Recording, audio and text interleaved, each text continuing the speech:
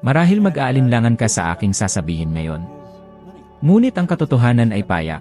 Ang dahilan kung bakit wala ka pa ring salapi na gusto mo ay walang kinalaman sa ekonomiya, sa iyong amo, sa gobyerno, o sa iyong edukasyon.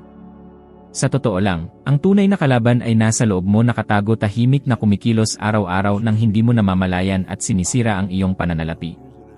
Ang tinutukoy ko ay isang bagay na halos walang nakakaintindi ng tunay, ngunit ito ang nagdidikta ng iyong buong buhay, ang iyong paradigma. Alam mo ba yung pakiramdam na patuloy kang nagtatrabaho, ngunit walang natitirang salapi sa pagtatapos ng buwan? O iyong takot na pumipigil sa tuwing iniisip mong mag-invest, magpalit ng trabaho, o magsimula ng negosyo? At ang mas masahol pa yung boses sa loob na laging nagsasabi, hindi ito para sa iyo, hindi ka magkakaroon ng tunay na salapi. Alam ko ang boses na yan, sumigaw na yan sa aking ulo sa loob ng maraming taon. Karamihan sa mga tao ay ginugugol ang buong buhay sa pagsisikap na lutasin ang problema ng kawalan ng salapi sa pamamagitan ng pagtingin sa maling lugar. Naniniwala sila na ang may kasalanan ay ang trabahong mababa ang sweldo, ang hindi makatarungang gobyerno, ang kakulangan sa oportunidad at ang ilan pa nga ay nag-isip na isinilang sila na may isang uri ng sumpa sa pananalapi. Ngunit ang katotohanan ay ang tunay na problema ay hindi kailanman nasa labas, palaging nasa loob. Palaging isang katanungan ng paradigma. Sa loob ng maraming taon, ako mismo ay nahulog sa bitag na ito. Sinubukan ko ang lahat, nagkaroon ako ng 2, 3 trabaho, tinanggap ko ang mga overtime, nagsakripisyo ako sa pagtatrabaho sa mga weekend, mga holiday, ginagawa ko ang lahat ng ito sa pag-aakalang lilitaw na sa wakas ang salapi. Ngunit, gaano man ako magsikap, ang mga resulta ay palaging pareho. Patuloy na dumadami ang mga bayarin, hindi kailanman sapat ang salapi, at patuloy na lumalaki ang pagkabigo. Doon ko napagtanto ang isang bagay, hanggat patuloy kong sinusubukang baguhin lamang ang mga resulta nang hindi binabago ang sanhi, walang tunay na magbabago. At alam mo ba kung ano ang sanhi? Ang aking paradigma. Iyong hindi nakikitang mental na programa na nagpapanatili sa akin sa isang pattern ng kakulangan sa pananalapi. Isang uri ng automatic pilot na nagdedesisyon para sa akin kung gaano ako kalaki ang maaaring kitain, gastusin, at kung gaano ako karami ang dapat itabi. Ito ay mas karaniwan kaysa sa iyong iniisip.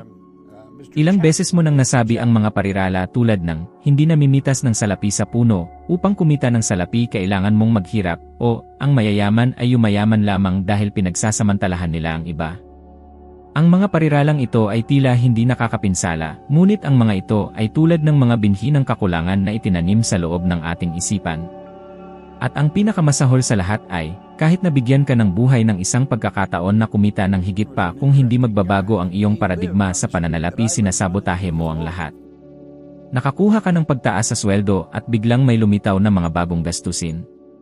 Nakatanggap ka ng hindi inaasahang salapi at agad na may lumitaw na problema sa kotse, isang emergency bill, isang utang na hindi mo na maalala. Hindi ito nagkataon, ito ay mental na programa. May isang panahon, bago ako magsimulang magturo tungkol dito, na nagtatrabaho ako bilang bombero sa Toronto. Mayroon akong isang fixed na sweldo, na walang malaking inaasahan ng paglago. At gayon pa man, nakikita ko ang mga katrabaho na kumikita ng pareho sa akin, nakakapag-ipon, nakakapag-invest habang halos hindi ko mabayaran ang upa. Alam mo kung bakit? Dahil iba ang kanilang paradigma. Naniniwala sila na nararapat silang umunlad, ako hindi. Ito ang isa sa pinakamahirap na napagtanto ko sa buhay. Ang tumingin sa salamin at mapagtanto na ang aking pinakamalaking kaaway ay ako mismo. Na ang kwento na ikinukwento ko sa aking sarili tungkol sa pagiging mahirap, tungkol sa kawalan ng swerte, ay isa lamang dahilan upang hindi harapin ang katotohanan. Ang aking subconscious ay sinasabotahe ang bawat hakbang na ginagawa ko patungo sa kasaganaan. At alam ko na maaaring mahirap tanggapin ito. Marahil nakikinig ka sa akin ngayon at iniisip, Bob, hindi mo naiintindihan, iba ang aking sitwasyon, mayroon akong mga anak, mayroon akong mga utang, tumaas ang halaga ng pamumuhay. Ngunit naiintindihan ko. Nandyan na ako. Alam ko ang bigat ng paggising sa madaling araw na nag-aalala tungkol sa upa sa susunod na buwan. Alam ko kung ano ang pumili sa pagitan ng pagbabayad ng bill sa kuryente o pagbili ng pagkain. Ngunit alam ko rin na mayroong isang paraan. At ito ay nagsisimula sa loob ng iyong isipan. Ang unang bagay na kailangan mong gawin ay itigil ang pagtingin sa labas at magsimulang tumingin sa loob. Obserbahan ang iyong mga otomatikong kaisipan tungkol sa salapi. Isulat ang mga paniniwala na dala-dala mo mula pa noong bata ka. Tanungin ang iyong sarili, saan nanggaling ang ideyang ito na hindi ako nararapat na magkaroon ng salapi? Dahil maniwala ka nararapat ka. Lahat tayo ay nararapat. May mga pag-aaral sa behavioral psychology na nagpapakita na ang mga batang nakalantad sa mga negatibong parirala tungkol sa salapi sa mga unang taon ng buhay ay may mas malaking posibilidad na makaranas ng mga paghihirap sa pananalapi sa adulthood. Ito ay parang ang utak ay naprograma upang laging mamuhay sa limitasyon. At ang tanging paraan upang makalaya mula dito ay ang pagreprogram. Walang ibang paraan. Kung patuloy mong sinusubukang magtrabaho ng higit pa, magsikap ng higit pa, nang hindi binabago ang iyong paradigma, patuloy kang ikot sa bilog. Iyon ang nangyari sa akin sa loob ng maraming taon. Tumalon ako mula sa isang trabaho patungo sa isa pa, sa pag-aakalang ang problema ay ang sweldo at hindi naman. Sa tuwing tumataas ang salapi, tumataas din ang problema. Ito ay parang may isang hindi nakikitang kisam sa aking ulo, at sa tuwing sinusubukan kong lampasan ito, may nangyayari upang hilahin ako pabalik. Sa makatuwid, ang unang hakbang ay ang pagkilala. Ang problema ay hindi ang mundo, hindi ang amo, hindi ang krisis, ito ay ang paradigma. Ang pangalawang hakbang ay ang pagdedesisyon. Handa ka bang magbago? Handa ka bang tanungin ang lahat ng iyong pinaniniwalaan tungkol sa salapi? Dahil ang pagbabago ay nagsisimula lamang kapag ang desisyon ay ginawa ng tunay. At bago mo isipin na ito ay murang motibasyonal na usapan, hayaan mo akong sabihin sa iyo ang isang bagay. Ang sinasabi ko sa iyo dito ay ang naglabas sa akin mula sa pagkabangkarote, mga utang, kahirapan at naglagay sa akin sa isang landas ng kasaganaan na tumatagal hanggang ngayon. At maaari itong gawin ang parehong para sa iyo kung hahayaan mo. Napag-isipan mo na ba kung bakit? Kahit na alam mo kung ano ang kailangan mong gawin upang kumita ng higit na salapi, hindi mo ito ginagawa. Bakit ka nag-aatubili na tanggapin ang alok na trabaho na mas maganda? Bakit mo ipinagpapaliban ang pagsisimula ng proyektong iyon na maaaring magpabago ng iyong buhay? O ang mas masahol pa, bakit mo, sa tuwing nakakatanggap ka ng dagdag na salapi, ginagawang paraan upang gastusin ang lahat na para bang nasusunog ang salapi sa iyong bulsa? Ito ay hindi kakulangan sa katalinuhan o kakayahan, lalong hindi katamaran. Ang nasa likod ng lahat ng ito ay isang bagay na mas malalim, hindi nakikita ng iyong mga mata, ngunit labis na makapangyarihan, ang mga emosyon at paniniwala na nakaugat sa iyong subconscious tungkol sa salapi. Inabot ako ng maraming taon upang maunawaan ito. Sa loob ng mahabang panahon, nakikita ko ang aking sarili na inuulit ang mga pattern na nagpapanatili sa aking pagkabangkarote. Kapag kumikita ako ng kaunti pa, nakakaramdam ako ng kakaiba, hindi komportable na para bang hindi iyon para sa akin. Ito ay parang may isang emosyonal na lock na nagpipilit sa akin na bumalik sa parehong antas tulad ng dati. At alam mo ba ang pinakanakakatuwa? Mayroon itong teknikal na pangalan. Tinatawag itong financial thermostat ng mga psychologist. Isang konsepto na napatunayan sa mga pag-aaral ng neuroscience na nagpapakita na, tulad ng thermostat ng iyong bahay na nagpapanatili ng temperatura sa loob ng isang tiyak na limitasyon, pinapanatili ng iyong isipan ang iyong buhay pananalapi sa loob ng isang pattern na itinuturing nitong ligtas at pamilyar. Kung susubukan mong kumita ng higit pa kaysa sa pattern na ito, lilikha ng mga sitwasyon ang iyong subconscious upang hilahin ka pabalik. Ilang beses ka nang nakakita ng isang tao na nanalo sa loterya at, pagkatapos ng ilang taon, ay mas masahol pa kaysa dati. Nangyari ito kay Michael Carroll sa United Kingdom. Nanalo siya ng katumbas ng milyon-milyong piso sa loterya at sa loob ng mas mababa sa 5 taon na wala ang lahat.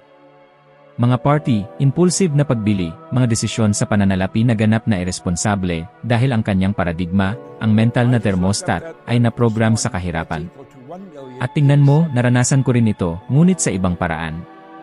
Nang magsimula akong magbigay ng mga panayam at ang aking mga unang tseke na mas mataas ay nagsimulang dumating, hindi ko kayang pigilan ang salapi.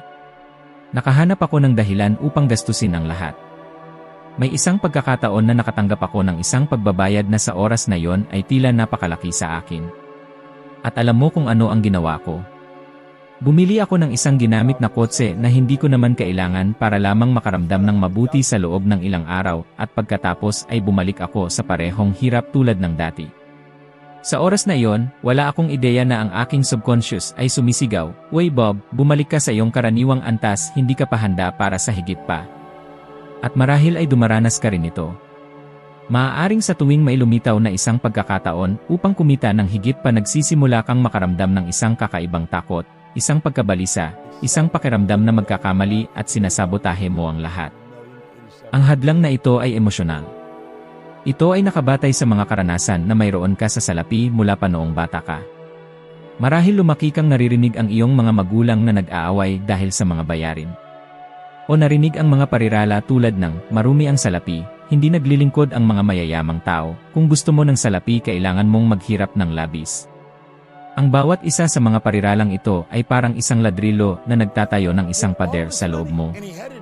Isang hindi nakikitang pader na pumipigil sa iyo na sumulong.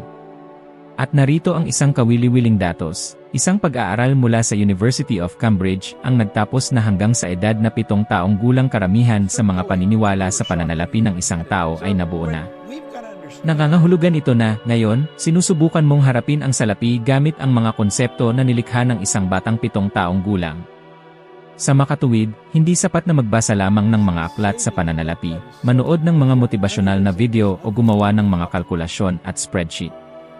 Hanggat hindi nagbabago ang iyong emosyonal na paradigma, maaaring lumitaw ang salapi, ngunit dadaloy sa iyong mga kamay tulad ng buhangin. Kaya makinig ka, ang unang hakbang ay ang pagiging malay sa mga emosyon na ito. Sa tuwing iniisip mo ang salapi at nakakaramdam ng takot, pagkabalisa o maging galit, huminto ka, huminga ka ng malalim at tanungin ang iyong sarili, saan ito nanggaling? Totoo ba talaga ito? O ito ba ay isang pagmuni-muni lamang ng isang lumang paradigma na natutunan ko nang hindi ko namamalayan? Gumugol ako ng maraming taon sa pagsasabotahe sa aking sarili hanggang sa araw na nagpasya akong harapin ito ng harapan. Nagsimula akong magsulat ng mga bagong affirmation na inuulit sa aking sarili araw-araw na dumadaloy ang salapi sa akin nang madali na nararapat sa akin ang kasaganaan at nakaya kong pangasiwaan ang malalaking halaga ng may karunungan at balanse. At hindi ito naging madali sa simula, ang aking subconscious ay lumaban, ngunit sa paulit-ulit at emosyon nagsimulang magbago ang mga bagay. At iyon mismo ang kailangan mong simulan ngayon. Hindi bukas, hindi sa susunod na linggo, ngayon. Dahil hanggat patuloy mong pinapakain ang takot, patuloy na tatakas ang salapi sa iyo. Ang pinakamalaking pagbabago sa aking buhay pananalapi ay nangyari nang matuklasan ko na ang tanging paraan upang baguhin ang aking mga resulta ay ang pagreprogram ng aking paradigma. Gaano man ako magsikap, hanggat hindi ko binabago ang imahe na mayroon ako sa aking sarili tungkol sa salapi, lahat ay nanatiling pareho. Sa makatuwid, ngayon gusto kong maunawaan mo ang isang bagay na ganap na nagpabago sa takbo ng aking kwento, ang kapangyarihan ng may malay na pag-uulit upang lumikha ng isang bagong mental na programa. Naaalala ko ang isang yugto kung saan ako ay lubos na nalubog sa mga utang, walang pananaw at may isang pagpapahalaga sa sarili na nasa lupa. Sa sandaling iyon ko nakilala ang isang simpleng konsepto, ngunit labis na makapangyarihan, lumikha ng isang bagong nangingibabaw na ideya sa isipan sa pamamagitan ng pang-araw-araw na pag-uulit. At kapag sinabi kong pag-uulit, hindi ito isang passive na bagay, walang emosyon. Ito ay isang buhay na pag-uulit, na may pakiramdam, na may layunin, na para bang ang bawat salita ay may kapangyarihan na baguhin ang aking katotohanan dahil sa totoo lang mayroon talaga. Sa makatuwid, nagsimula ako ng isang proseso na maaaring mukhang kabaliwan sa marami. Kumuha ako ng isang notebook at araw-araw isinusulat ko ng 100 beses ang parehong positibong affirmation, palaging sa kasalukuyan, palaging na parabang iyon ay isang ganap na katotohanan. Ang unang pinili ko ay, ako ay napakasaya at nagpapasalamat ngayon na ang salapi ay dumadaloy sa akin sa lalong dumaraming dami, mula sa maraming mapagkukunan, sa isang tuloy-tuloy na paraan. 100 beses sa isang araw. Araw-araw. Nang walang pagkabigo. Nang walang dahilan. At alam mo ba kung ano ang nangyayari sa mga unang araw? Sumisigaw ang aking isipan na yon ay katawa-tawa. Naririnig ko ang isang panloob na boses na nagsasabi, Bob, sinasayang mo ang iyong oras. Hindi ito gagana. Tignan mo ang balance ng iyong account, tignan mo ang mga atrasadong bayarin sa iyong mesa. Ngunit nagpatuloy ako. Dahil alam ko na yon ang tanging paraan upang masira ang lumang programa. At iyon mismo ang gusto kong gawin mo. Pumili ng isang affirmation na kumakatawan sa kung ano ang gusto mong maranasan. Sumulat palagi sa kasalukuyan na para bang nangyayari na ito.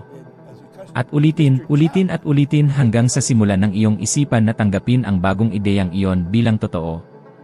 Marahil iniisip mo, ngunit Bob, ito ay pagsulat lamang ng mga parirala. Paano nito babaguhin ang aking katotohanan?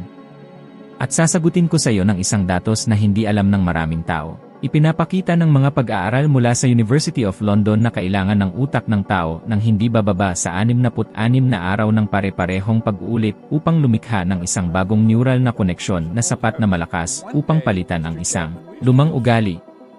Ito ay pisyolohiya. Hindi ito mahika, ito ay agham. Nakita ko itong nangyari sa aking sariling buhay at sa aking mga estudyante rin. Mga tao na hindi kayang mag-ipon ng 1 sentimo na nabubuhay sa credit card at pagkatapos nilang gamitin ang diskarteng ito ng seryoso, nagsimula silang makaakit ng mga bagong pagkakataon na magkaroon ng kalinawan sa mga desisyon sa pananalapi at ang pinakamahalaga na baguhin ang kanilang sariling pag-ugali tungkol sa salapi. Naaalala ko ang isang kliyente na lumapit sa akin na desperado. Siya ay may utang, may masamang pangalan, walang pananaw. Nagsimula siyang magsulat ng parehong affirmation na ginamit ko at sa mga unang linggo, tinawagan niya ako na sinasabi na tila lumalala ang lahat. Hiniling ko sa kanya na magpatuloy na magtiwala sa proseso. Pagkalipas ng 2 buwan, nakakuha siya ng isang hindi inaasahang promosyon sa trabaho, nakipag-ayos sa mga utang at nagsimulang mag-ipon sa unang pagkakataon sa kanyang buhay. Hindi ito nagkataon, ito ay mental na reprogram sa pagkilos. Ngayon, hayaan mo akong magtanong ng isang direktang tanong sa iyo. Ilang beses ka nang sumuko sa isang bagay sa unang linggo dahil lamang sa tila mahirap? Gusto mo bang baguhin ang iyong buhay pananalapi? Kung gayon, harapin mo ito bilang isang hindi maaaring ipagpaliban na pangako sa iyong sarili.